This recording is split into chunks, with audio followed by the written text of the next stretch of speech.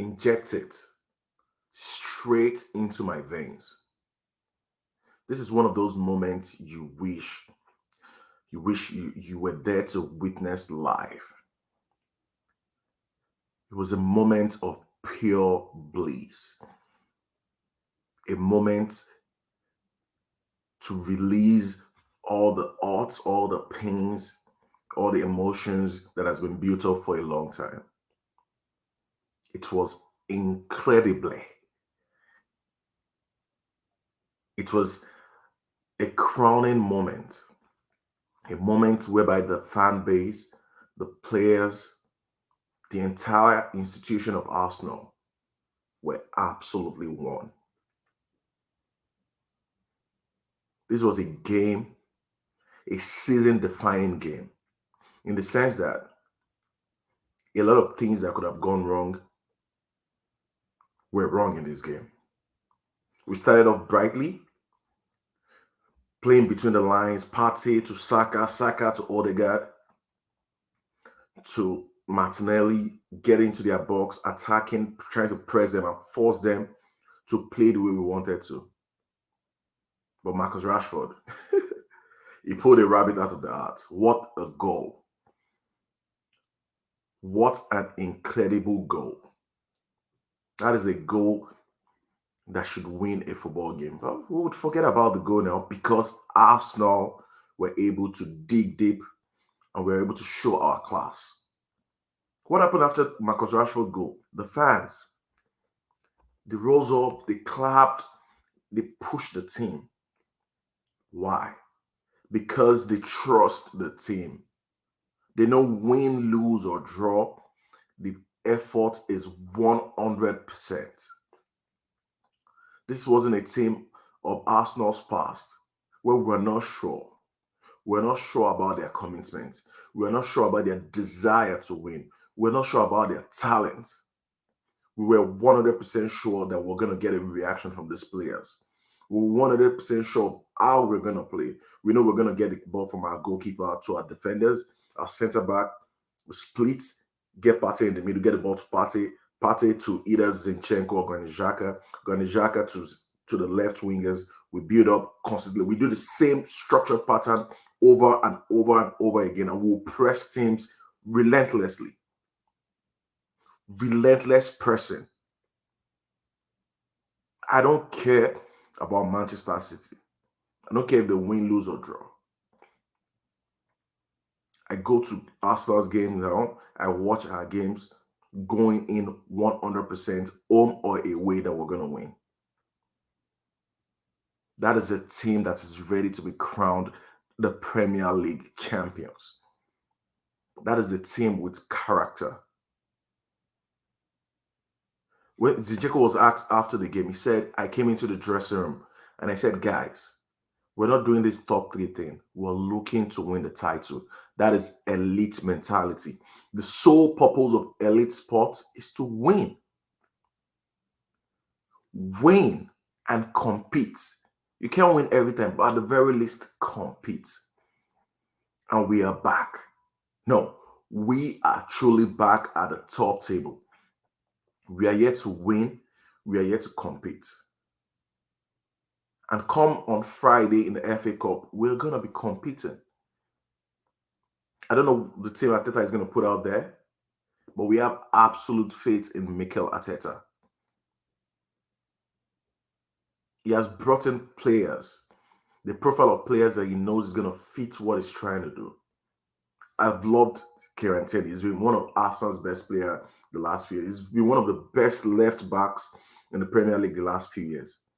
But oh my God. Oh my freaking God. Zinchenko is something else. It's confidence. It's sheer arrogance. His ability to push his teammates. His ability to play in between the lines, to penetrate. He's one of the best midfielders in the Premier League, without a shadow of it. He's not a left back. He's not a marauding left back. He's not trying to own the left wing. He wants that center of the pitch. He wants to play in between the lines. He wants to penetrate. The one time Zinchenko overlapped in this game, he created the winning goal. It was just incredible. He created the winning goal. The only reason Zinchenko was able to overlap was because we brought in Trossard. I believe Trossard should have been brought in earlier because Martinelli's style of play walks to the strength of Aaron Bissaka. We know Aaron Bissaka's strength. He's one of the best tacklers in the league. He's one of the best tacklers I've ever seen. One-on-one, you want to go down the right, Aaron Bissaka, even in the 18-yard box, is going to get the ball. It's almost an unorthodox style of play. When you're being coached as a young footballer, your coaches will tell you, don't go down in the box. If you have to go down in the box, you've already made a mistake. But I don't know. Bissaka is just a different breed when it comes to tackling. But we kept doing the same thing over and over again. We needed a player that wants to come in, that will take the right back in with him. And that was what happened with Trossard. Trossard took Bissaka in because Trossard likes those space between the right backs and the centre backs. Martinelli wants to beat a man one-on-one because it's great. Beat your man, you're creating space for the midfielders to overlap and shoot. But also we need to mix it up sometimes. And that is what a bench gets you. And that is what we've not had all season long. It would have been nice to have a Trossard against Newcastle or have a Gabriel Jesus to come in against Newcastle, another dribbler. Because what we have seen is Martinelli's output and combinations has dropped since Gabriel Jesus has been out of the team. And that's because the style of play of Eddie is Eddie wants to get it. Eddie does most of the things Gabriel Jesus does. But Eddie is not like an elite dribbler like Jesus. Jesus wants to get on the ball every time. And that helps people like Martinelli and Granit Xhaka on the left wing because Gabriel Jesus combines more on the left wing with Martinelli and Xhaka. So it makes them to get into the box more because Jesus wants to occupy the space between the left winger and the left midfield because he wants to be on the ball constantly. So football is all about combinations, and some combinations will shoot up some players. One player who doesn't need combination is what? Bukayo Saka.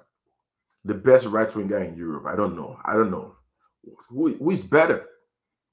I understand he hasn't played in the Champions League. Maybe that's why people don't rate him.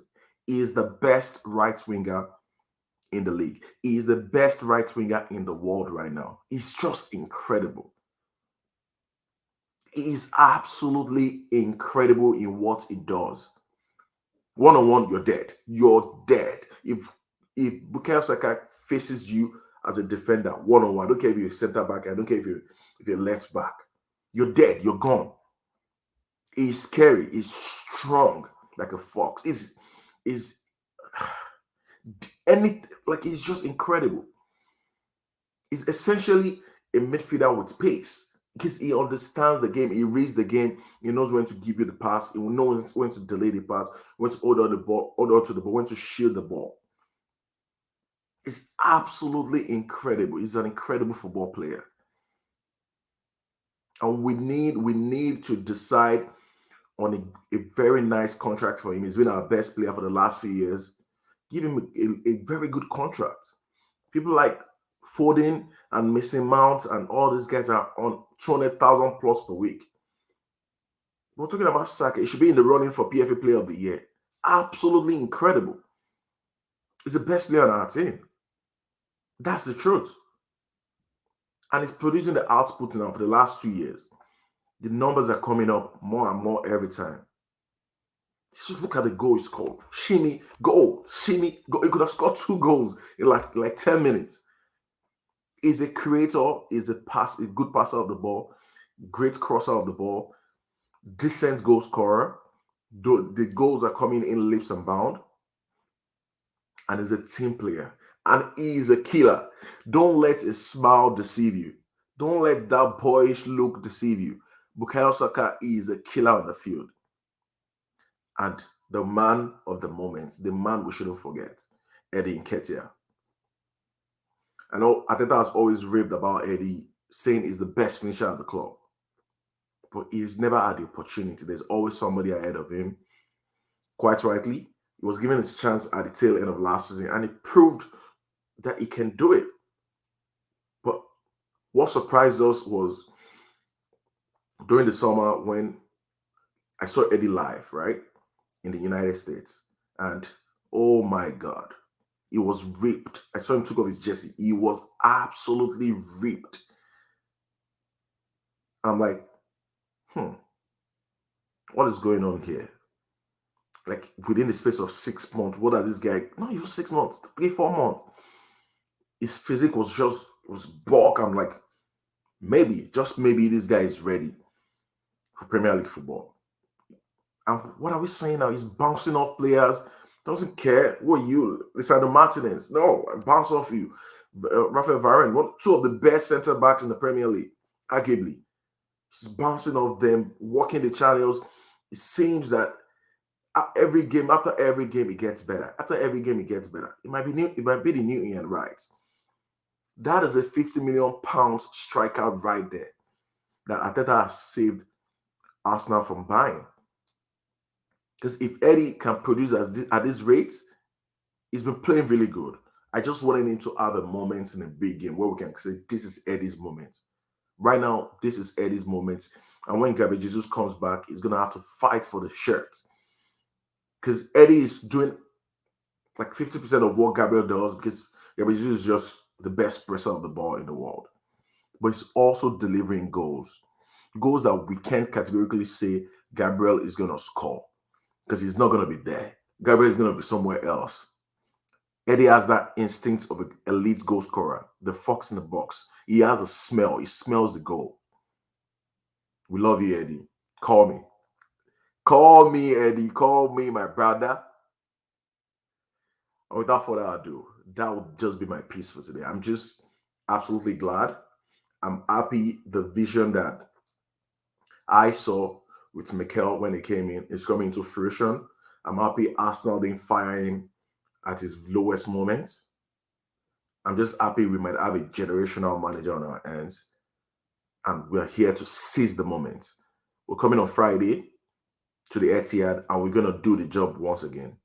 I would like to see Trossard and Emil Smith-Rowe. But it's Friday. I think we're gonna have another game in like another week, so we might just play our first team squad again. We want to win. We want to win everything we can win. We're building the squad now. We're welcoming Trossard into the team. We're venturing Killwell into the team, the new players. I would love to get one more midfielder before the summer, before the winter transfer window closes. Thank you guys for having me. Don't forget to like and subscribe the video. And